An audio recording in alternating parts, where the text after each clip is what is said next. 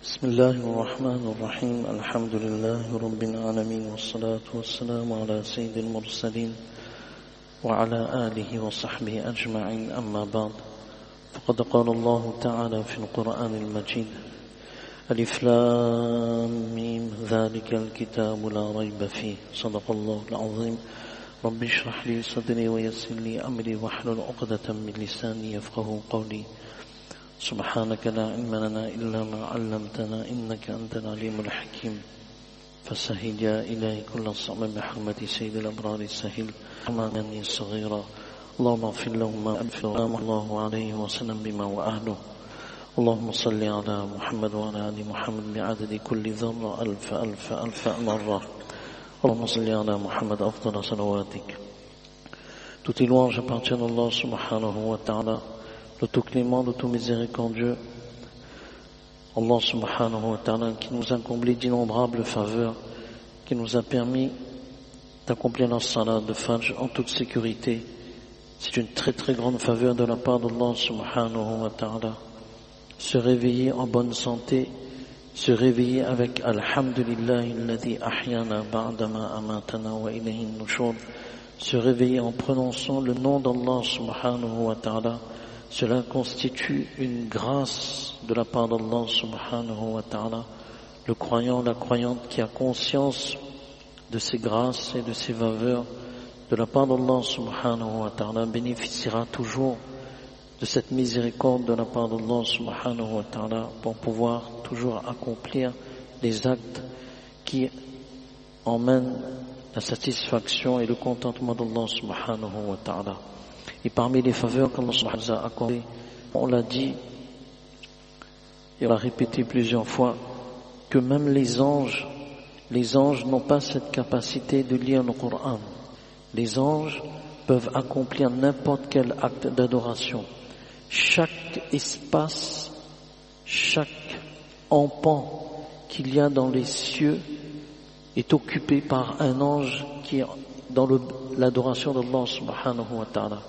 Il n'y a pas un endroit, il n'y a pas un espace dans les cieux qui n'est pas occupé par les anges. Chaque espace, chaque petit qui compose les cieux sont occupés par un ange, Allah wa ta'ala. Sauf que les anges n'ont pas cette capacité de lecture. Même Jibril alayhi salatu wassalam, alors si on dit Jibril alayhi salatu wassalam, si on dit Jabrail alayhi salatu wassalam, il y a deux façons de prononcer l'ange qu'on dit en français Gabriel alayhi salam. Il dit pendant ces 23 années de révélation, Allah subhanahu wa ta'ala lui a donné la capacité de lire le Coran. Mais après le terme de cette révélation, Allah subhanahu wa ta'ala lui a enlevé cette capacité de lecture. C'est pour cela, lorsqu'une personne lit le Coran, lorsqu'un enfant apprend le Coran, Alif, Ba, Ta, donc son intention c'est de pouvoir maîtriser la lecture du Coran. Donc dès cet âge-là, Alif, Ba, Ta, les anges tournent autour de cet enfant, les anges tournent autour de celui qui lit le Coran. Et lorsque la personne fait le miswak avant la lecture du Coran et se met debout pour accomplir la salat, l'ange ne tourne plus autour de cette personne. L'ange vient embrasser cette personne pour retirer la lumière qui se dégage de la bouche de cette personne. Donc pour montrer ô combien cette faveur du Coran qu'Allah subhanahu wa ta'ala nous a donné est quelque chose de très très précieux et que l'on doit prendre en considération même chaque jour une lecture du Coran, une page, une demi-page. Ne serait-ce qu'on a pris ce Coran, on l'a regardé. Même maintenant avec notre téléphone, il y a l'application du Coran. Donc même lorsqu'on est en voyage dans l'avion, on lit le Coran. Et même si on n'a pas le wudu, on sait la règle juridique, on touche en bas, on touche pas directement l'écran. Les ulama disent on touche pas directement l'écran, on touche en bas il y a une flèche, puis avec un stylet, on peut bouger les pages. Donc c'est une faveur de la part d'Allah subhanahu wa ta'ala de pouvoir lire le Coran, et ça c'est un moyen de protection efficace pour les années à venir, avant la fin des temps. Et la sourate Al-Baqarah, cette sourate, alors pourquoi on appelle la sourate la vache? Parce que dans cette sourate, il y a l'histoire de la vache qui est mentionnée, qu'on reviendra plus tard, Inch'Allah ta'ala. Un autre nom de la sourate Al-Baqarah, c'est Az-Zahra. Az-Zahra. Parce que le jour de la résurrection, il y a 2 sourates principalement, bien sûr, en dehors des autres sourates qui ont des spécificités en termes de vertu. Par exemple, Tabarakalladhi biyadil mulk, Yasin, Alif Lam Mim, Sajda, Al-Waqi'a, etc. Mais 2 sourates vont venir dans le tribunal d'Allah subhanahu wa ta'ala. La sourate Al-Baqarah et la sourate Ali Imran. La sourate Ali Imran. Et ces 2 sourates-là sont connues sous le nom de Az-Zahrawani. Donc, ce qui veut dire que la sourate Al-Baqarah, Az-Zahra, une source de lumière, et qui vont plaider et intercéder en faveur de cette personne. Alors, la sourate Baqarah contient des spécificités qui lui sont propres. Chaque sourate contient une spécificité qui lui est propre. La sourate Al-Baqarah, il est mentionné que dans cette sourate, il y a 1000 informations, 1000 commandements et 1000... Je n'arrive pas à me lire. Et 1000 interdits, subhanallah. 1000 informations, 1000 ordres et 1000 interdits.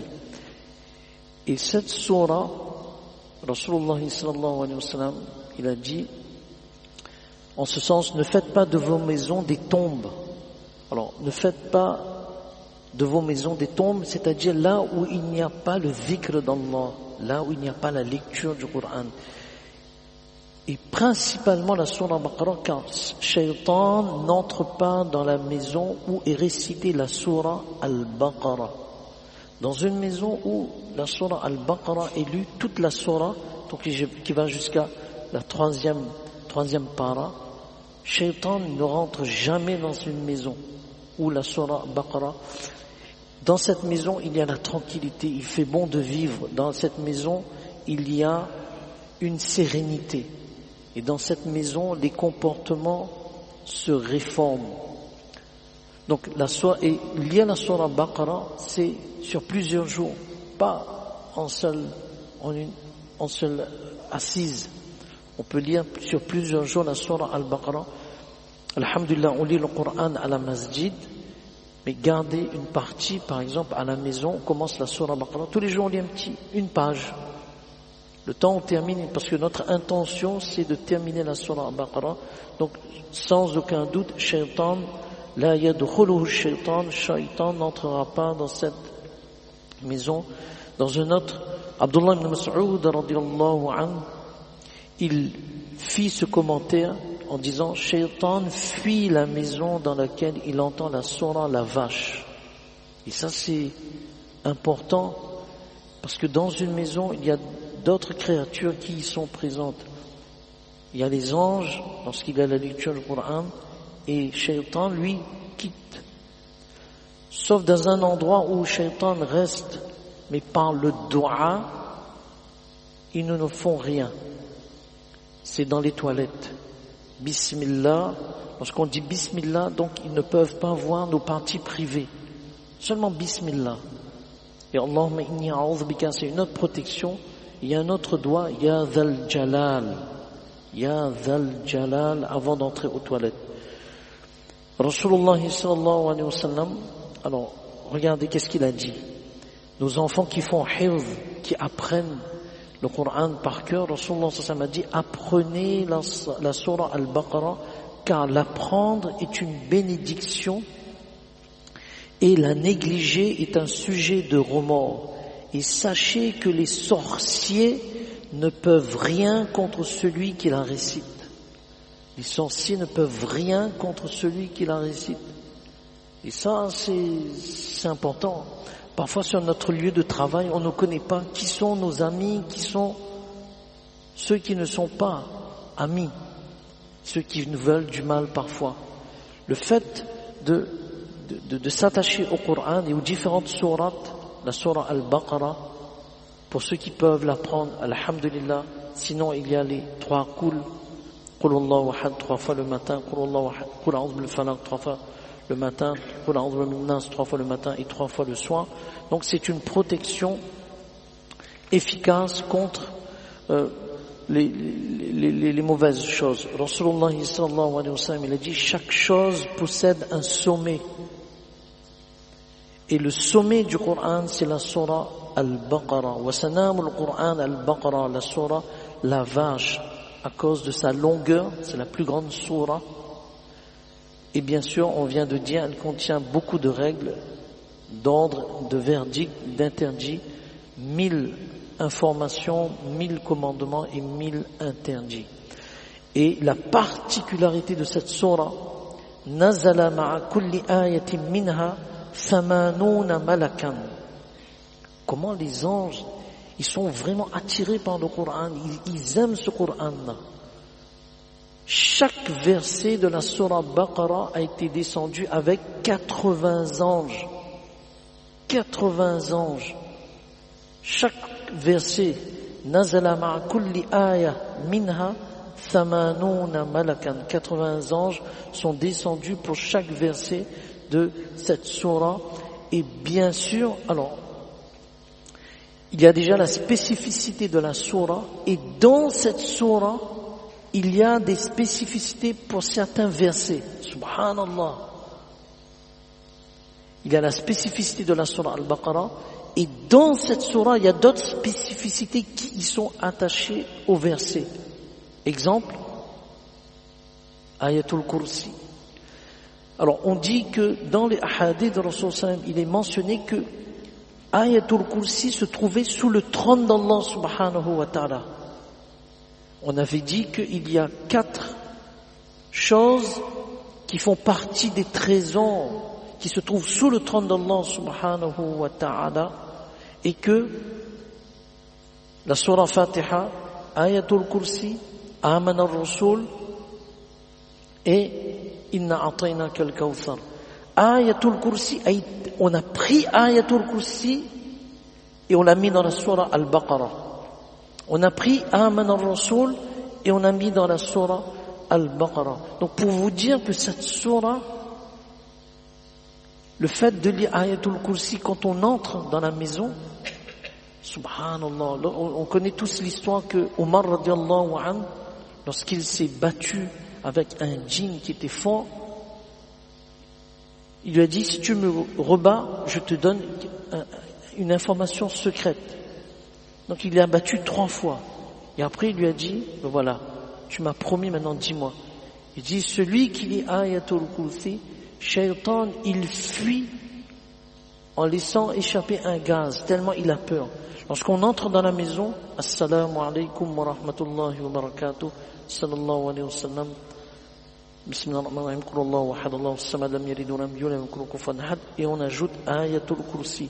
Les Sahaba radiyallahu anhum, lorsqu'ils entraient dans la maison, dans les 4 coins de la maison, ils lisaient Ayatul Kursi. C'est une protection exceptionnelle.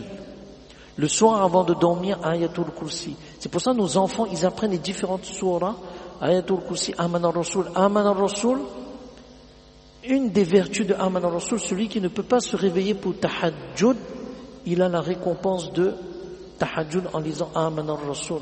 C'est très simple. Donc voilà la surah Baqarah. Et cette surah, elle est médinoise, à l'unanimité des exégètes, des mufassirin. Et c'est la seule surah dans laquelle il y a la mention complète des piliers de l'islam. Shahadatain, ashhadu an la ilaha illallah, on parle de l'unicité d'Allah subhanahu wa ta'ala, de la prophétie de Rasulullah sallam. Il y a la salat, il y a le jeûne, il y a le hajj, il y a la zakat. Tout cela sont mentionnés dans cette surah, incha'Allah ta'ala. Et après nous allons voir la semaine prochaine, incha'Allah ta'ala, Alif Lam Mim. Ces lettres isolées, ces lettres alphabétiques, séparées qui introduisent, il y a 29 surahs qui débutent par ces lettres isolées. Alif Lam Mim, Alif Lam Ra, Alif Lam Mim Ra, Kaf Ha Ya Ain Sad, Ha Mim Ain Sin Qaf, Sad Qaf, etc.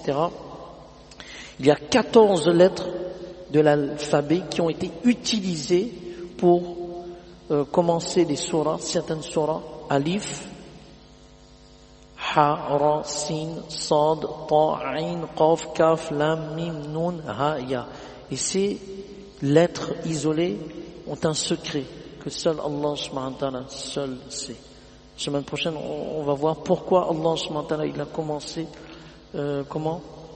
ces surahs avec ces différentes lettres, incha'Allah ta'ala. Fajazakumullah khaira, ahsan al-jaza fi ad-darain.